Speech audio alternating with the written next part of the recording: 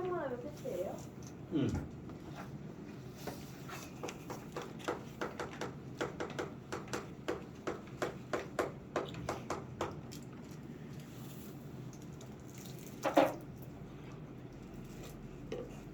연립방정식의 마지막 이론은 이제 공통분 이론인데, 공통분 이론은 문제에서 예를 들면 어떤 방정식이 있어. 어떤 2차 방정식이 이렇게 있고 어떤 2차 방정식이 이렇게 있는데, 이 2차 방정식의 근이 1하고 2야. 이 2차 방정식의 근은 2하고 3이야. 그러면 이 2는 얘의 근도 되고 얘의 근도 되니까 얘네를 뭐라고? 공통근이라고 부르는 거야. 두 방정식의 공통근. 이게 공통근의 개념인데, 문제에서 이제 어떤 말이 나오냐면 이 방정식이랑 이 방정식이 공통근을 갖는데 이 말이 나와. 뭐를 갖는다고? 공통근을 갖는다고. 그럼 그 공통근이라는 단어가 문제에 딱 나오면 너희는 보자마자 아, 이거 공통근 이론 문제구나 라고 인지를 해야 돼 이제. 네. 그리고 선생님이 알려준 대로 풀면 돼. 자, 솔루션부터 먼저 한번 얘기를 해볼게. 공통분 문제를 딱 봤더니 어떻게 풀리더라? 너희가 일단 제일 먼저 해야 되는 건 혹시라도 X좌불령 인수분해가 되는 식이 있는지를 체크를 한번 해볼 필요가 있다는 거야. 왜냐면 혹시라도 얘가 X좌불령 인수분해가 된다면 예를 들어서 얘가 하나는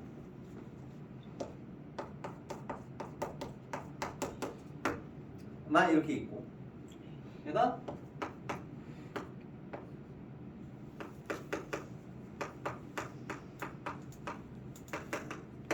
만이 이렇게 있으면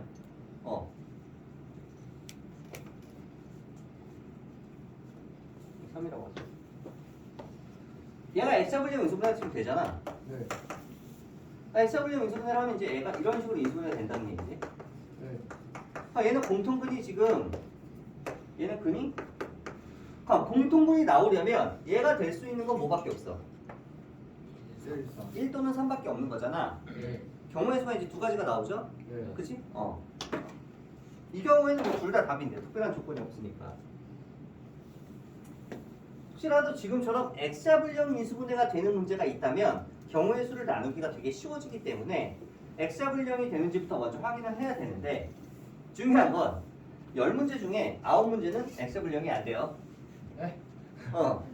10문제 중 9문제가 안 된다고요? 왜? X좌불령이 된다면 일단 문제 자체가 너무 쉬워져. 난이도가 너무 이지해지기 때문에 네. X좌불령 인수분해가 안 되는 문제들이 거의 대부분이라고 생각을 하면 돼. 근데 그냥 혹시라도 된다면 굉장히 쉽게 풀 수 있으니까 체크는 해볼 필요가 있다 정도만이고, X좌분리가 안 된다면 그 다음에 너희가 뭘 해야 되느냐? 공통분이라는 단어가 문제에 나오면 가간법으로 식을 정리를 좀 해줘야 돼요. 두 식을. 2차 방정식 두 개를 더하거나 뺄 겁니다. 그럼 더할지 뺄지 정하는 기준은 뭐냐면 일단 제일 먼저 혹시라도 문제에 나와 있는 미정계수를 소거할 수 있다면 소거하는 방향으로 더할지 뺄지를 정하는 거야. 소거하는 방향. 예를 들어서 두 식을 만약에 더하거나 뺐는데 미정계수 m이 다 사라져. 그러면 x만 가지고 풀면 되니까. 무슨 얘기냐? 예를 들어서 얘가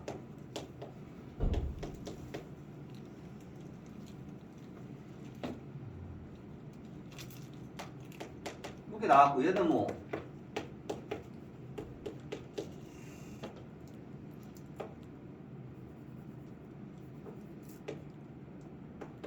이렇게 나왔다면 얘네들을 서로 더해버리면 이게 사라져 버리잖아. 더하면. 그렇지 않나? 그럼 x값이 나올 거 아니야?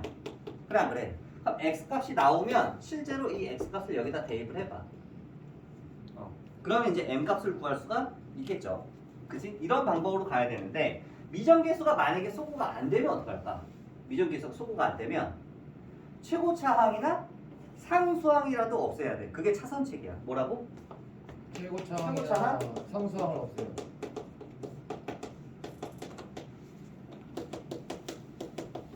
상수항을 차선식이라도 소거를 해줘야 돼. 그럼 소거를 한 다음에 그 다음에 뭐를 하느냐? 인수분해를 하는 거야. 인수분해를 한 다음에 경우의 수는 경우의 수를 나눠서 풀어야 돼. 경우의 수를 나눠서 풀고 마지막에 반드시 다시 한번 실제로 맞는지 검토를 해봐야 돼. 검토를. 우리가 구한 답 중에 안 되는 게 혹시라도 있는지 만족하는지 검토를 한번 해봐야 된다 이거야. 네. 자, 몇 가지 무슨 말인지 잘 모르겠지. 예를 들어서 설명을 해줄게. 예를 들어서 문제 이런 말이 나왔어. 이거랑 얘가 오직 하나의 공통분을 가진다.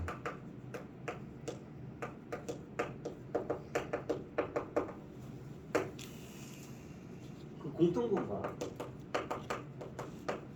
그 다음에 a 플러스 b의 값은 얼마냐 이렇게 문제에서 물어봤어.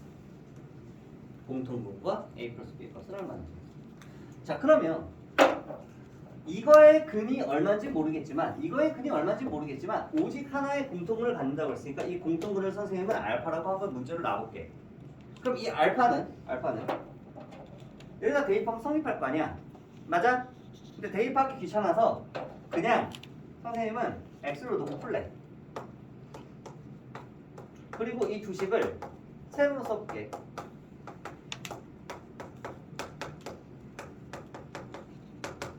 그러면 x 잡으려면 인수분해가 안 되니까 이 식을 더할지 뺄지 결정을 해야 되는데, 더할지 뺄지 가강법을 봤더니 더하든 빼든 어차피 미정계수가 지금 두 개나 있어. a, b 두 개나 있어. 그래서 더하든 빼든 a, b는 사라지지 않아.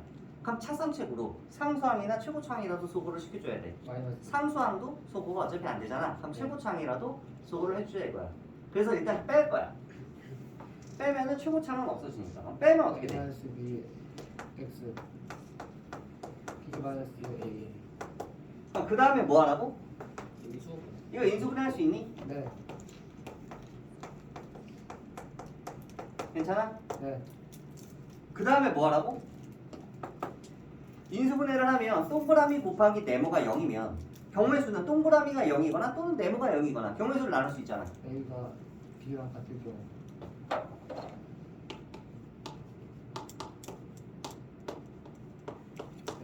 맞아? 네. 근데 여기서 x는 실제로 x에다 얼마를 대입한 거야?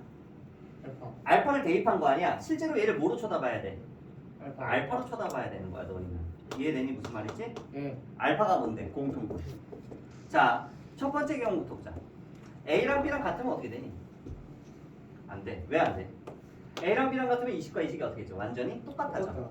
그럼 A가 얼마든 상관없이 저 식이 실근이든 허근이든 두 개의 공통분을 가질 거야, 무조건.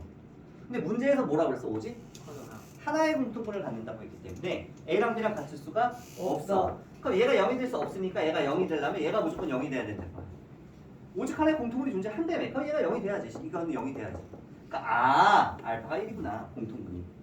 그래서 정답을 구했어. 공통분은 1이야, 알파는. 네. 여기까지 이해돼? 예. 그럼 A 플러스 B는 어떻게 구해? 마이너스 대입하면 되죠. X가 알파가 마이너스 1이니까 여기다 1을 대입하면 되잖아. 여기든 대입을 해봐. 대입하면 어떻게 돼? a 플러스 b. A 플러스 B는 마이너스 1이 나오지. 그지? 이렇게 답을 구했어. 여기까지 어렵지 않지? 쉽네. 쉽죠? 예. 그렇게 푸는 거야. 경우의 수. 이 말이 지금 무슨 말인지 알았어? 여기 얘기 나온 얘기가 이게? 네. 어? 자, 그런데 몇 년 전에 이제 그 대치동에서 수업을 할 때 그 단대 부부 학생이 이제 시험을 봤는데 1학년 애가 이 시험에 나왔어 이게. 근데 틀렸어. 배점도 되게 높았거든. 서술형 마지막 문제여서. 근데 실제로 이걸 애들이 많이 틀렸어. 단대 부부 애들이. 이 문제를 풀어줬는데 여기까지 풀어줬는데 시험 문제에 뭐라고 나왔냐면 학교 시험에 공통분을 가질 때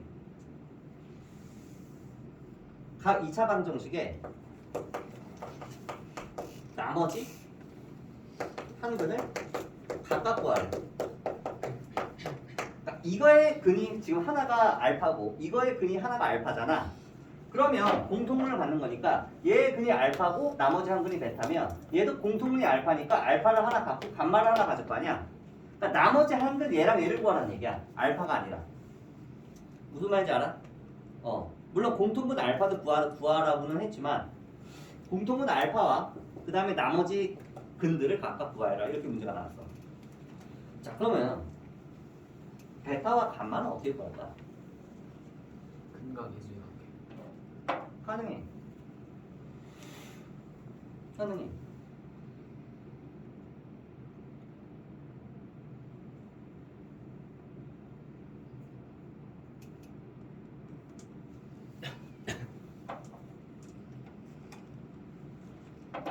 뭐 여러 가지 방법이 있는데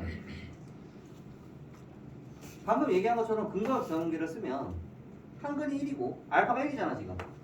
알파 플러스 베타는 얼마가 돼? 마이너스 마이너스 A가 되죠. 예 맞아? 그럼 베타는 얼마가 되는 거야? 마이너스 네 이게 되는 거지. 이게 이 방정식의 나머지 한근이었어. 이게 답이야. 그럼 이 방정식의 나머지 한근은 한근 1이니까 1 플러스 감마는 1 플러스 감마는 마이너스 1분의 2거니까 얼마? 마이너스 B. 그럼 감마는 얼마가 돼?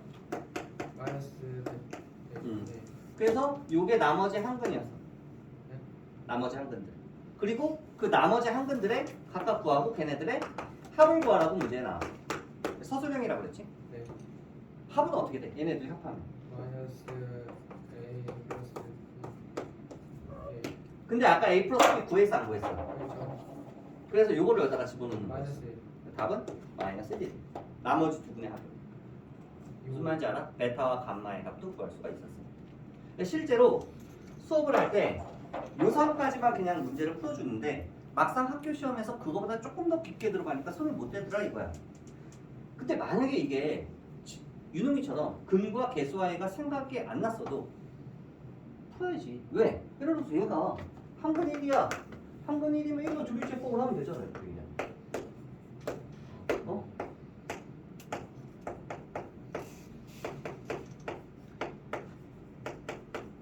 어차피 얘는 0이야. A 플러스 B가 마이너스 1이니까 얘는 0이고 얘는 뭐야? 이게 몫이야. 그럼 얘는 어떻게 되는 거야? 이 식은 1로 조리제법을 했으니까 근이 이렇게 나오고 얘가 뭐가 돼? 얘가 x 플러스 a 플러스 1이 되는 거지. 이렇게 인수를 해야 되는 거잖아. 한 근이 1이니까 나머지 한 근은 마이너스 1 마이너스 1이겠지. 맞아 안 맞아? 똑같이 나와. 조리제법 해도. 뭐 2차식에서 조리제법 하면 안 돼? 아니잖아. 그지? 똑같이 나오지. 그래서 얘네들을 문제가 어떤 식으로 나오든지 문제를 풀 수가 있어야 되고, 근데 이 공통분 문제가 깊이 들어가면 어려워진다.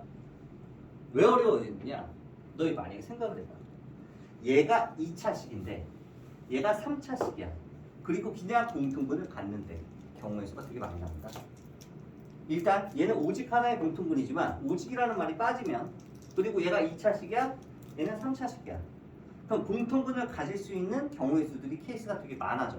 일단 공통분이 하나일 때 하나만 인수가 겹칠 수도 있지만, 공통분이 두 개면 두 개가 겹칠 수도 있대. 그 겹치는 게 어떤 거가 될지는 경우의 수가 좀 많이 나온다는 거지.